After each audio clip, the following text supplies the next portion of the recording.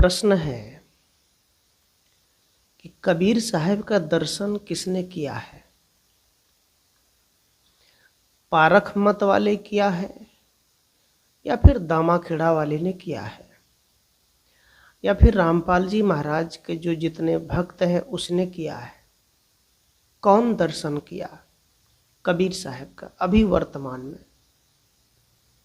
सज्जनों, आप जानते हैं आपके पिता यदि मर जाते हैं तो आपके जो बच्चे होते हैं उनसे लोग पूछते हैं कि तुम्हारे दादाजी का क्या नाम है, कैसा था, तो क्या बोलते हैं, देखिए तब तो मेरा जन्म भी नहीं हुआ था, मेरा दादाजी कैसा था मैं तो देखा नहीं है, लेकिन नाम याद है, ये नाम है मेरे दादाजी का, फलाना ठिकाना जो भी हो कहते हैं, लेकिन मैंने दादाजी को देखा नहीं। अब वो बच्चा कहे कि मैं तो दादाजी को रात में साक्षात देखा और मैं अभी भी देख रहा हूँ, तो उनकी बात है। ऐसे ही सदगुरु कबीर साहब का दर्शन किसने किया। धनी धर्मदास साहब जो बचन वंश गद्दी जो अभी वर्तमान में जैसे लाहर तारा में भी है, काशी में भी है और कुछ दामाखेड़ा में भी है, इसे बोलते हैं बचन वंश। उनकी मान्यता है कि कबीर साहब ने हमको वचन दिया, कान में मंत्र दिया और कहा कि तू वंश चलाते रहो, परिवारवाद बढ़ाते रहो। अब कबीर साहब कहते हैं, कबीर साहब ने तो सीधे शब्दों में कह दिया, माया महा ठगनी हम जानी। वो कहते हैं कि माया जो है बहुत बड़े ठग है, उनसे दूर रहो, उनसे बचो। अब ये बात समझ में नहीं आती है। अब कबीर साहब जैसे संत जब कह रहे हैं कि मुझे माया से डर लगता है, तो फिर दामाखेड़े वालों को ये वचन कैसे दिया कि तुम बस बच्चे को जन्म दो, उसी बच्चे को गद्दी पर बैठाते चलो। ये वचन कैसे दे सकता है। वचन मतलब वचन वंश, तुम ही चला सकते हो, तुम्हारे ही बच्चे बैठ सकते हैं, तुम्हारे ही खानदान के लोग बैठ सकते हैं, तुम ही गद्दी पर बैठ सकते हो और कोई दूसरा नहीं। सज्जनों, याद रखना, कबीर साहब का जो वचन है वो कुछ और है। वो कबीर साहब का वचन वंश बढ़ाने के लिए नहीं होता है।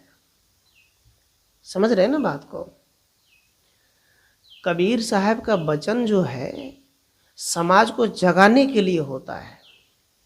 संत रविदास जी का वचन समाज को ऊपर उठाने के लिए हुआ थे, है ना। इस प्रकार से जो कबीर साहब है और जो गौतम बुद्ध भगवान है और कबीर भगवान है और रविदास जी भगवान है, ये भगवान के दर्जा में ही तो आते हैं, क्योंकि सभी बंधनों से इस महापुरुष ने छुड़ाया। कितने बंधन थे। साहब कहते बहुत बंधन से बांधिया एक बेचारा जीव, की बल छूटो आपना कीर छोड़ामो पीव। कबीर साहब कहते हैं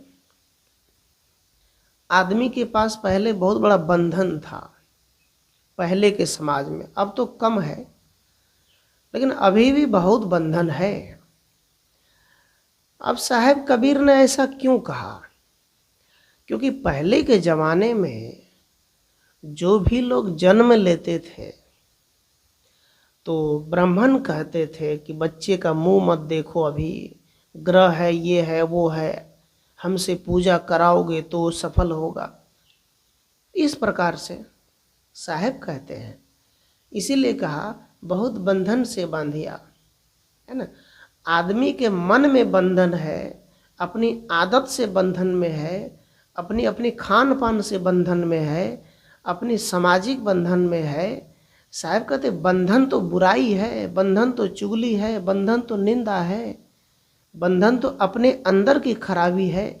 इस बंधन को काटने के लिए आपको सत्संग करना पड़ेगा, आपको भक्ति करनी पड़ेगी। लेकिन आप इस बंधन को काटने के लिए कहाँ जाते हैं। आपके पास कौन सा बंधन है, ये सब बंधन को काटते नहीं है। लेकिन जब आप मरेंगे तो आप पंडित को बुलाएंगे, ब्राह्मण को बुलाएंगे, कहेंगे मेरा बंधन काट दो, मुझे मुक्ति में भेज दो, मुझे स्वर्ग धाम में भेज दो। कैसे संभव होगा? तो साहेब कबीर जो है, जो वचन दिए हैं दामाखेड़ा वालों को, कबीरपंथियों को सोचना चाहिए कि कबीरपंथी आज कहाँ जा रहे हैं। उनको कौन सा वचन दिया साहब ने? साहब ने वचन दिया कबीरपंथी समाज को, देखो तुम भूत से नहीं डरना, तुम डायन से मत डरना, तुम चुड़ैल से भी मत डरना, तुम किसी भी तंत्र मंत्र से मत डरना। बड़े से बड़े हड्डी वाले अघोरी वाले तुम्हारे पास आ जाए, तुम टक्कर दे देना, डरना मत। किसी भी ब्राह्मण से मत डरना, किसी भी ग्रह से मत डरना, किसी भी दिन समय से मत डरना। तुमको कोई डर नहीं है। तुमको रात में निकलना है तो कोई आदमी या जानवर हमला कर सकता है, लेकिन कोई अलग जो शक्ति है वो हमला नहीं कर सकता। ये मन का डर है। तो साहेब कबीर जो वचन दिए, क्या ये वचन को मानते हैं दामाखेड़ा वाले? नहीं मानते। अब दामाखेड़ा वाले के जितने कबीरपंथी छत्तीसगढ़ के हैं, जो उनकी अनुयायी है, उनको पूछो तो क्या कहेंगे? अरे प्रकाश मुनि साहब तो साक्षात कबीर है, साक्षात। और वही कबीर उसके बेटे में उदित मुनि नाम साहब जो नाम रखा है उसमें चला गया है। अब एक बात बताओ, कबीर साहब के पास दो आत्मा है क्या कि दोनों में प्रवेश कर गए, दोनों में चले गए हैं? कहाँ गए कबीर साहब? सज्जनों याद रखना, कबीर पंथी होना और कबीर साहब की वचन वंश होना, केवल बच्चे पैदा कर करके गद्दी पर बैठाना और वंश वचन को चलाते रहना, केवल कबीर साहब के नाम पर जयकारे करते रहना, ये कबीरपंथी नहीं है। कबीर साहब ने बीजक में जो ज्ञान दिया है, उसके मूल ग्रंथ बीजक है, उनकी रचना। बीजक में साफ शब्दों में कहा, साखी शब्दे गावत भूले आत्म खबरी न जाना। वो कहते हैं साखी शब्दे गावत भूले, वो कहते हैं गुरु सहित शीश सब बूढ़े अंत काल पछताना। यदि केवल साखी शब्द हम गाते हैं और आत्म का खबर नहीं है, भीतर का ज्ञान नहीं है, शब्द भेदी ज्ञान नहीं है, तो फिर साहेब कहते हैं क्या? गुरु शिष्य दोनों बूढ़े, और दोनों बूढ़े अंत काल पछताना। मान लीजिए आपके हाथ बंधे हुए हैं और आपके गुरुजी के भी हाथ बंधे हुए हैं, और आप ये कहें गुरुजी से, गुरुजी मेरा हाथ जरा खोल दो, मैंने आपसे कंठी माला लिया है, गुरु मंत्र लिया है, आप ही मेरी रक्षा करो। तो गुरुजी क्या कहेंगे? रुको, मेरा हाथ पहले खुलने दो, फिर मैं तुम्हारा खोल दूंगा, है ना? इसी प्रकार से साहेब कहते हैं अब आप चाहते हैं कि मेरा बंधन कटे, मेरा बंधन खुले, कैसे कैसे खुल सकता है ना? जो खुद बंधन में है, खुद संसार में है, दलदल में है, वो बंधन आपका नहीं काट सकता। तो कबीर साहब के ज्ञान से जो खुद दूर है, कबीर साहब के ज्ञान को जो खुद नहीं पकड़ पाया है, तो वो आपको कैसे पकड़ा सकता है? क्योंकि साहब कहते हैं, अब देखिए, जहाँ धर्मदास साहब जिसको बोलते हैं, उनका एक भजन है, गुरु पैया लागू नाम को लखा दीजो ना, जन्म जन्म की मैली चादर, मैली मनवा शब्दन मार जगा दीजिए ना। उनका जन्म जन्म की सूतल मनवा शब्दन मार जगा दीजियो ना। मैथिली भाषा में है, भोजपुरी देहाती। अब ये कहते हैं धर्मदास साहब जी गुरु पैया लागू नाम को, कहते हैं हे गुरुदेव, मैं आपकी चरण कमल की वंदना करता हूं, मुझे एक नाम लिखा दो, एक नाम दिखा दो, एक दर्शन करा दो। याद रखना, मैं यहां दर्शन की बात कर रहा हूं। तो दामाखेड़ा के जो पंथ वचन वंश चल रहा है, जिसमें चौका भी चलाए जाते हैं, उसमें महंत भी बनाए जाते हैं, महंत। अब ये विचार करना है, वो कहते हैं कि धर्मदास साहब कबीर साहब से मिले हुए थे और उन्होंने पान पढ़ कर दिया, चौका का ज्ञान दिया, है ना, कान में मंत्र पढ़ा, पान चौका पान करने का आदेश दिया। अब यहाँ बीजक में बात आती है कि जैसे कबीर साहब से 250 बरस बाद जन्म लिए हैं धर्मदास साहब, 250 बरस बाद। अब विचार करो, जब ये 250 बरस बाद जन्म लिए हैं तो फिर कबीर साहब से मुलाकात कैसे हुआ? नहीं हुआ ना। अब यहाँ बात आती है कि जब कबीर साहब से धर्मदास साहब मिले तो कबीर साहब महान संत, इतने बड़े क्रांति और इतने बड़े विचारक और सम्राट कहे जाने वाले सिरमौर, क्या वो वही ब्राह्मण वाला कर्म करवाएगा धर्मदास साहब से? क्या उनको चौका करने का आदेश देगा? क्या उनसे यही कर्म करवाएगा? बताइए जरा,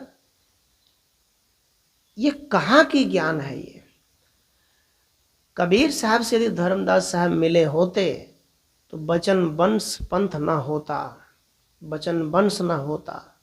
याद रखना, सबके पास पारख ज्ञान होता, परख दृष्टि होती, क्योंकि पारख ज्ञान नहीं होने के कारण, परख दृष्टि नहीं होने के कारण करते क्या है? चौका करते, उसमें पैसा ज़्यादा बनता है।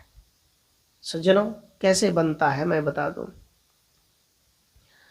उसमें कोई टीम होता है उसका, एक जहाँ चौका जो दामाखेड़ा है वहाँ से महंत बनाया जाता है, गांव गांव में महंत। और महंत शब्द, इनका दो अर्थ है। महंत का मतलब होता है, एक होता है जो आश्रम को चलाए, आश्रम की पैसे को रखे, आश्रम की संपत्ति को रखे, है ना, और आश्रम से चिपक कर रहे, जिसे भक्ति सत्संग ज्ञान साधना से मतलब नहीं है, केवल आश्रम की संपत्ति दौलत आश्रम की जमीन से मतलब है, उसको महंत कहा जाता है, उसको देखने वाला। ये हो गया महंत, एक महंत। दूसरा महंत कौन सा है? दूसरा महंत है मोहंत, अर्थात साहब कबीर कहते हैं जिसका मोह अंत हो गया, है ना, जो मन में मोह था आश्रम के प्रति, ये आश्रम मेरा है, मैं इस आश्रम में कैसे छोड़ दूं इसको, इस आश्रम में इतने पैसे हैं, धन दौलत है, मैं कैसे छोड़ दूं, आश्रम के लिए मैं मर जाऊंगा, केस लड़ूंगा, कोर्ट जाऊंगा, कचहरी जाऊंगा, जमीन के लिए लड़ूंगा, बहुत सी बातें हैं। अब जो होता है कि आश्रम में रह के जो ऐसा ऐसा काम करता है, साहब कहते वो महंत नहीं है। जो आश्रम में रह करके भक्ति करता है, सत्संग करते हैं, साधना करते हैं, अच्छे रास्ते पर चलते हैं, समाज को जगाते हैं, भूत प्रेत काल जाल टोना टोटकी से मुक्त करते हैं और स्वतंत्र जीवन जीते हैं, सबके लिए जीते हैं, वो कहते हैं वो है महंत, जिसका मोह का अंत हो गया, वो महंत है। तो साहेब कबीर क्या दिए? अभी नवोदय यात्रा चलाते हैं वो लोग, इतने भीड़ भाड़। साहब तो ऐसा नहीं कहा तुम सड़क जाम करो, ये करो, वो करो। साहब ने तो सिर्फ इतना कहा, नवोदय, है ना, एक ज्ञान का उदय करो, एक प्रकाश उदय करो, एक स्कूल में बैठा, नवोदय यात्रा वाले स्कूल में जो बच्चे बैठे हैं उसको तुम कौन सा नवोदय सिखा रहे हो, कौन सा ज्ञान बता रहे हो? नवोदय आप कुछ नया सीखो। बच्चों के लिए, जो स्कूल में बच्चे हैं उनको पढ़ने के लिए प्रेरित, भूत पिचास ये सब संकट आता है, भोले बाबा के पास दौड़ता है, पत्थर के पास दौड़ता है, जल चढ़ाता है, पढ़ाई छोड़ देता है, बोल बम जाता है, दंड प्रणाम करते जाता है। बहुत सी बच्चे हैं आजकल समाज में, जो बच्चे पढ़ाई छोड़ देता है, बस बोल बम के कपड़े खरीद लेता है और चल देता है बाबा धाम। क्यों? वहीं पर तुमको ज्ञान मिलेगा क्या? वहां तुम्हें ये ज्ञान नहीं मिलेगा, वहां तुम्हें कुछ ना मिलने वाला है। कबीर साहब कहते हैं नवोदय का मतलब है हर गली में जाओ, हर घर में जाओ, वहां एक नया ज्ञान का उद्घाटित करो, जिसमें कोई आडंबर ना हो, पाखंड ना हो। लोगों ने कहा, एक आदमी आया, कहा देखिए गुरुजी, हम बचन वंश वाले के पास गए, हमने कहा आपसे दीक्षा लेना है। उसने कहा कि दीक्षा लेने के लिए तुम्हें 108 दिया जलाना पड़ेगा और चौका, 5 चौका करना पड़ेगा, चौका आरती करना पड़ेगा। उसने कहा गुरुजी मैं तो गरीब हूँ, मेरे पास तो एक दिया है और छोटी सी अगरबत्ती हो जाए, 1 आध किलो सेब हो जाए तो वही बहुत है। मैं एक दीपक जला दूंगा और 551 में आपको दक्षिणा दे दूंगा और कुछ सेब फल चढ़ा दूंगा, अगरबत्ती जला दूंगा, आपकी चरण धोकर पूजा करूंगा, आप मुझे गुरु मंत्र दीजिए और हमें अलख जगाइए, हमें आत्मज्ञान की ज्योति जगाइए। तो कहा नहीं, नहीं होगा, नहीं होगा। सज्जनों, आप, मैं पूछना चाहता हूं ऐसे बचन वंश कबीरपंथियों से, किसी को आत्मज्ञान जगाने के लिए क्या जरूरी है कि 108 दिया जलाना ही पड़ेगा? थोड़ा विचारो, सोचो, मन से सोचो, पूछो अपने आप से, अपने गुरु से पूछो, महंत से पूछो जाकर, क्या 108 दिया जलाने की जरूरत है? आटा बर्बाद करने की जरूरत है? वो शंख नगाड़े फूकने की जरूरत है? नहीं है। ये चौका, 5 चौका, 1-1, 5-5 घंटा क्या करते हो? यहां तो साहेब कहते हैं दिया जलाने का, अपने घट में दिया ना बारू रे, घट के अंदर भीतर बहुत अंधेरा। साहब कबीर कहते हैं अरे तुम 108 दिया मत जलाओ बचन वंश वालों, तुम 5 चौका भी मत करो, लेकिन यदि कोई तुम्हारे पास जाए तो उसे बैठाओ और कबीर साहब के बीजक का ज्ञान दो। उसे कहो तुम हो त्वम ब्रह्मास्मि, तुम ब्रह्म हो, तुम जानते नहीं हो, मैं तुम्हें जानने का रास्ता बताता हूँ। आंखें बंद करो, धैर्य धारण करो, ध्यान साधना करो, अंतर ध्यान करो, कड़ी मेहनत करो, तपस्या करो और जहां रहो कर्मशील रहो। इस मार्ग से चलो, तुम्हें स्वयं अनुभूति होगी अपने आप की। लेकिन ये करेगा नहीं, बड़े बड़े टोपी बा क्या क्या पहनते हैं, क्या मिला इतने बड़े गद्दी बन करके, बड़े बड़े जटा, बड़े बड़े टोपी पहन करके और ऐसे ज्ञान देते हैं, क्या ज्ञान मिलेगा? कुछ नहीं मिल सकता है। सज्जनों, मैं फिर से कहना चाहूं, कबीर साहब का मूल ग्रंथ बीजक है। बीजक के बाद जितने कबीर, मंसूर, अनुराग सागर क्या क्या है, वो कबीर साहब का ग्रंथ है ही नहीं। भले आप उस कबीर साहब का नाम दे दिए, अलग बात है, लेकिन कबीर साहब की जो बीजक है उसमें तो आग है, आडंबर की कहीं जगह नहीं है, पाखंड का कहीं जगह ही नहीं है। आप उसे पढ़कर देखें। तो मैं कहता दर्शन है ना। अब ये दामाखेड़ा वाले कहते हैं, प्रकाश मुनि साहब कहते हैं हमने तो कबीर साहब को देखा। कहाँ देखा? आप यदि देखना चाहते हैं तो आपके अंदर अपनी अंतर आत्मा के दर्शन, आप अपने आप हो जाओ, वो आपका दर्शन है। लेकिन ये ना कहो कि कबीर साहब ने हमको मिला। वो चारों युग में है, साहब यहाँ है वहाँ है, वो सबके घट में है। उसको जगाओ, केवल उसको बताओ, उसे ज्ञान दो, बुद्धि दो। किंतु उनके नाम पर अलग अलग तरह से ठगना, लूटना।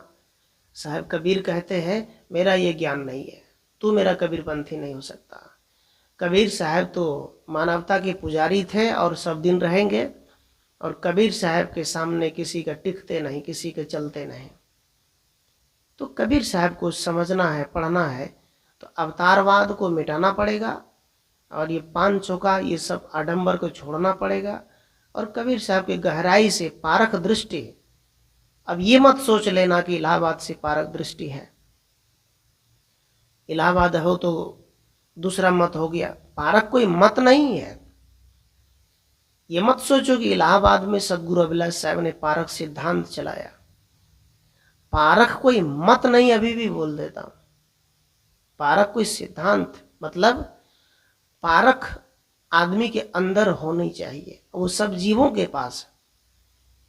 एक चीटी में लक्ष्मण रेखा खींच दो, वो एक याद है लक्ष्मण रेखा, चीटी जिस घर में ज्यादा आते खींच देते हैं लकीर। चीटी समझ जाते कि हमको नहीं जाना, वहां जाएंगे तो मर जाएंगे। चीटी में पारख ज्ञान है, परखती है, सब जीव परखते हैं। आप जिस गाय, जिस भैंस को खिलाते हैं, वो जीव भी आपको परख लेते हैं कि ये मेरे मालिक है, जानते हैं। अब तुम चौका करते रह जाओगे, केवल बचन वंश गद्दी पर बैठे रह जाओगे, क्या करोगे? कब जगोगे? कुछ तो करो। कब जागोगे? तुम कब परखोगे? साहब तो परख लिए, सब जीव के अंदर परख है, तुम्हारे अंदर परख क्यों नहीं है? बड़े बड़े टोपी घंटा बजाते रहो, ब्राह्मण वाला कर्म करते रहो। तो कबीर साहब जो है वो साधारण पुरुष नहीं थे, उनके नाम पर आज कबीरपंथी भी कुछ ठग बैठा है। तो आप बीजक पढ़े और बीजक के अनुसार चलें, बीजक के अनुसार रहें, बीजक के अनुसार जिए, तो जरूर है कि आपका भला होगा। साहब कबीर हर एक चौपाई उनके दोहा है, जैसे कबीर वचनामृत है, कबीर अमृतवाणी है। आप उसका अर्थ सहित इलाहाबाद से मंगाइए, पढ़िए, खुल खुल के लिखा है साहब ने। साहब ने कहा राम कही कही शब्द सुनी सुनी मन होए गए परवाह, भीतर न झांके कोई तोहर काह दशा। साहब कहते सुन सुन के, राम कह कह के तूने परवाह, मतलब अपने में दूध मस्त हो गया, लेकिन तुम्हारा अपना तो छूट गया। भंग में मस्त हो गए, नाम के नशे में मस्त हो गए, लेकिन अंदर की नाम छूट गया। सूरत की जोत, शब्द की बात ही। साहब कहते हैं सूरत जोत। सूरत जोत का क्या मतलब होता है? शब्द का क्या मतलब होता है? शब्द जो गुरु बोलते हैं वहां से आपके कान तक आते, इस शब्द को पकड़ो, है ना, वो बाती है, और उस शब्द में ध्यान लगाकर अंदर स्थगित करो, अंदर प्रवेश करो, अंदर ले चलो, तब अंदर जाकर के आप अस्थाई हो जाओ। जैसे कोई किताब पढ़ता है, केवल पढ़ते जाए, सोचे ना, रुके ना, तो समझ में नहीं आएगी।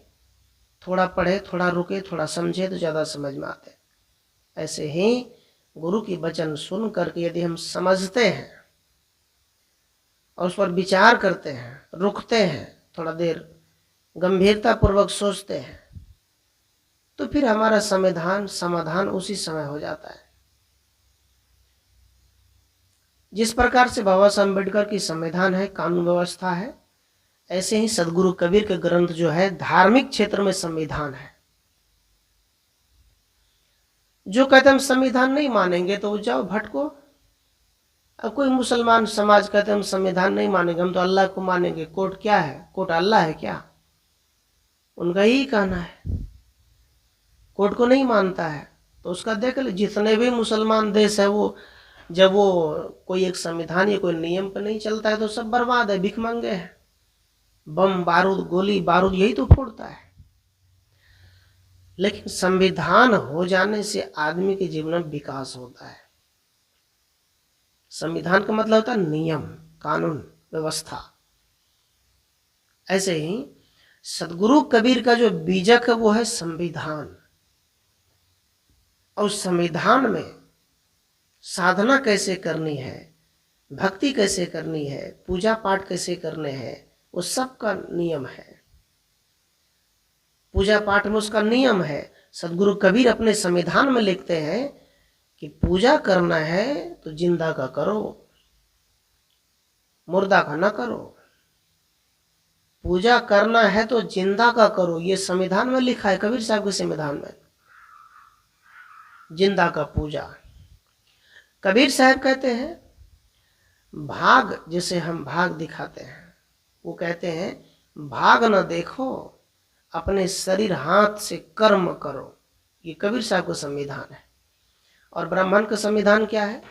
ब्राह्मण का संविधान है कि तुम मेहनत करो चाहे ना करो, कर्म करो चाहे ना करो, बस तुम मेरी पूजा जरूर करो।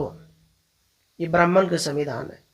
और ब्राह्मण की संविधान जितने लोग पढ़ते हैं उनके जीवन में आज तक विकास नहीं हुआ है। ब्राह्मण की संविधान पढ़ने वाले, याद रखना, उनके जीवन में केवल दुख आया है, सुख नहीं आया है। तो साहेब कबीर का जो विचारधारा है, कबीर साहब के जो मौलिक ग्रंथ बीजक है, उससे दूर क्यों भाग रहे कबीरपंथी लोग? कारण है कि इसमें ज्यादा कमाई नहीं है। और ऐसी बात नहीं है कि जितने सच्चे कबीरपंथी है, पारक सिद्धांत है जहाँ कोई दिखावा, कोई आडंबर नहीं है, आज तक वहाँ चौका नहीं होता है। इसका क्या मतलब? इलाहाबाद का आश्रम को भूखे मर गए क्या? वहाँ के साधु नहीं खाते क्या? खाते हैं। लेकिन याद रखना, एक पैसे के लिए झूठ बोल देना, बिक जाना, ये भी बड़ी बात नहीं है। इसलिए सज्जनों, कबीर साहब का हर एक बात, हर एक ज्ञान को हम सबको यदि हम धारण करें तो बहुत बड़ी कल्याण और इससे अच्छा होगा। साहब कबीर का जो ज्ञान है वो विचारणीय है। कैसे? एक गाय ने एक बच्चा दिया और गाय बच्चा देते ही उसका थन जो है बहुत बड़ा था, जिसे दूध देने वाले है ना, ऐसे लोग जुटने लग गए, कहा गौ माता की चमत्कार है, अलौकिक बात है, भगवान की मर्जी है। लेकिन कबीर पंथी वहां पहुंच गया तो कबीर साहब ने देखा, बिचारा सोचा, कबीर पंथी सोचते हैं कि बहुत से ऐसे बच्चे हैं जो 2 बच्चे जन्म लेते हैं किसी महिलाओं के एक साथ। ऐसे बच्चे हैं जिसके हाथ टेढ़े हो जाते हैं, कई ऐसे बच्चे हैं जिसके आवाज चले जाते, आंखें नहीं होती, किसके उंगली 5 के जगह 6-7 हो जाते हैं, एक शरीर में 2 गर्दन 2 सिर लग जाते हैं। तो इसमें कौन सी चमत्कार की बात है? ये तो शरीर की सांचा है, बनते समय कभी कम कभी ज्यादा, जो हुआ सो बन गया। लेकिन अब हम कहें कि कोई भगवान की लीला है, तो यही तो कबीर साहब इसको नहीं मानना चाहते। कबीर साहब कहते हैं कि भगवान ने कुछ बनाया नहीं है, समझ रहे हैं? भगवान, ये शरीर जो है 5 तत्व से बना है। अब ये 5 तत्व की शक्ति जब इस शरीर में ना जाए तो कहो तो किसी भगवान को आपको बना दे। माटी, पानी, अग्नि, हवा जो है, इसके अलावा कोई भगवान है जो कहो कि हमें बना दे? कुछ नहीं बना सकता। हर चीज माटी, हर चीज प्रकृति से मिला है और प्रकृति का है, और एक दिन प्रकृति को ही मिल जाना है, सब प्रकृति के ही रह जाना है।